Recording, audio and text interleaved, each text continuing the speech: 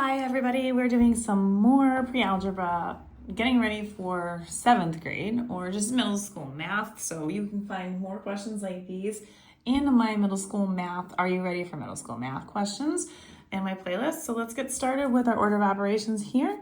Now we are doing order of operations, adding and subtracting, since this is all that's in there. You are gonna do whatever one comes first, left to right. So you always wanna do the evaluation starting over here. Now we are talking about integers. So that means that you do need to know your integers. And if you don't know them, you will need to make sure you know them in 7th grade. Most definitely. So you're going to take a look at the negative 100 plus the 30. So you have a debt, if you want to call it that, of 100. And now if you're paying that debt off, if you're thinking about in the terms of money, if you add $30 to what you owed, you now owe less money. So now you're down to negative $70. So when you're doing difference of integers, you find if there's a positive and a negative, you find the difference between them. And then whatever one, the number that has more of that sign is what you go with. Then we're going to continue on. Plus the 2 is going to be, again, 2 different numbers. So you find the difference between 70 and 2, which would be 68. And because there's still more negatives, it's going to be a negative 68.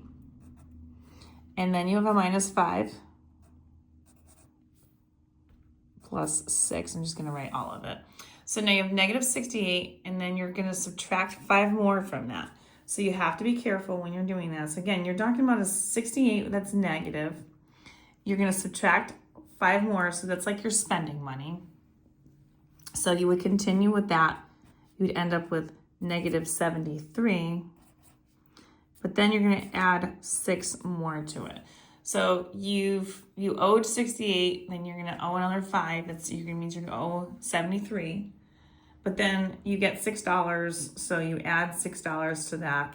And what do you end up with? Well, you end up with a negative 67.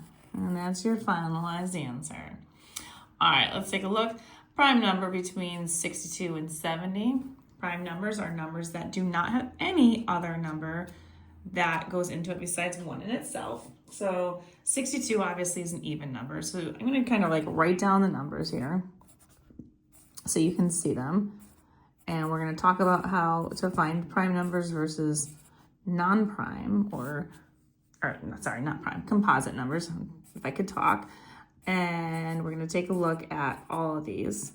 So we're looking at these numbers. Any one of the even numbers has 2 can go into any of them. So automatically, all of the even numbers are going to be off this list. So we can start off by crossing half of those numbers off. Now, if we think about multiples, factors that go into those numbers. So not multiples, factors. So 63, 9 times 7 is 63, so that one's not going to happen. Anything that ends in a 5 goes into it. So 65 is off of it. That really only leaves me 2 other numbers here. 69 divided by 3 can go into that, so that's not a possibility. So 67 is the only possible solution there. And then let's take a look at this last one. So now we're going to just go ahead, and this is not solvable, by the way. This is a problem that is just an expression. It doesn't have an equal sign in it. So we are going to multiply the 6 times both of these things. Now, just so you know, this is saying that there's 6 sets of this a minus 7. So you have 6 a's, or 6 times a, and then 6 times the negative 7, which is going to be negative 42.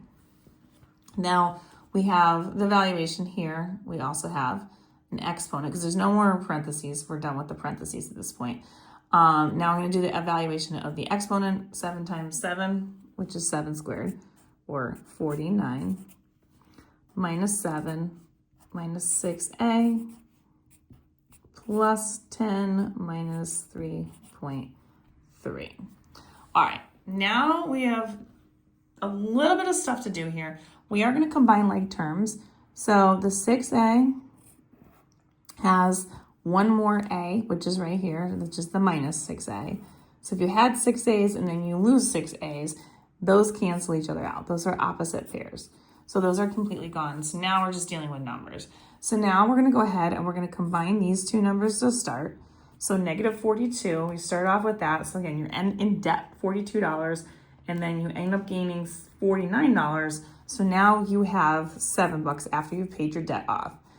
Now you have the minus 7.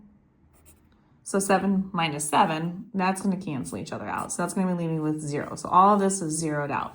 And now we're left with just these two numbers right here. And you do 10 minus 3.3. Well, 10 minus the 3 would be 7. And then minus another 3/10. That leaves me with 6.7. And that is your finalized answer. If you want more questions like these, you can find them on my YouTube, Instagram, and TikTok at YouWantAlgebra. All these are going to be located in the Are You Ready for Middle School Math? Don't forget to like, share, and follow me for more.